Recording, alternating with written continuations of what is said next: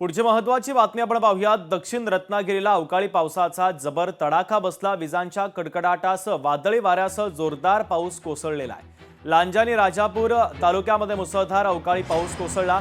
हवामान विभागाने आज दुपारनंतर अवकाळी पावसाचा इशारा दिला होता। हवामान विभागाचा अंदाज खरा ठरलेला आहे। वेगवान वाऱ्यामुळे अनेक ठिकाणी आंबा पिकाचं नुकसान झालं, तर उद्या देखील अवकाळी पावसाचा हवामान विभागाने अंदाज वर्तवलेला आहे।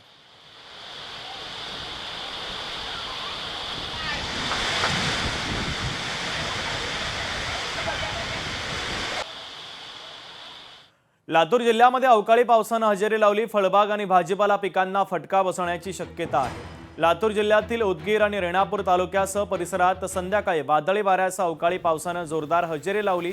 अचानक आलेल्या या पावसाने नागरिकांची तारांबळ उडालेली होती।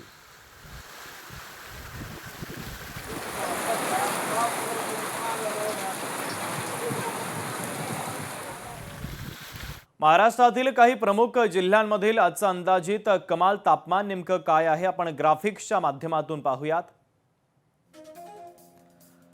अकोलामध्ये 45.2 अंश सेल्सिअस, अमरावतीमध्ये 45.2 अंश सेल्सिअस, नागपूरमध्ये 44 सेल्सिअस, तर वर्धामध्ये 44 अंश सेल्सिअस, यवतमाळमध्ये 44 अंश सेल्सिअस।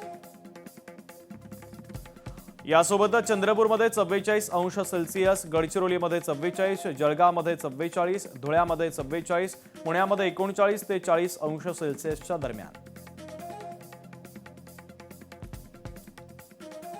मुंबईमध्ये 34 ते 36 अंश सेल्सिअसच्या दरम्यान, ठाण्यामध्ये 35 ते 37च्या दरम्यान, नाशिकमध्ये 38 ते 40 अंश सेल्सिअसच्या दरम्यान, छत्रपती संभाजीनगरमध्ये 41 ते 42च्या दरम्यान, तर कोल्हापूरमध्ये 36 ते 38 अंश सेल्सिअसच्या दरम्यान।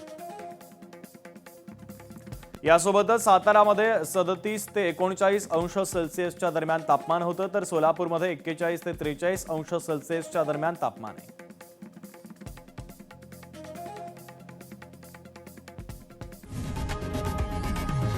लोकशाही मराठी ऐका, पहा, जागरूक रहा।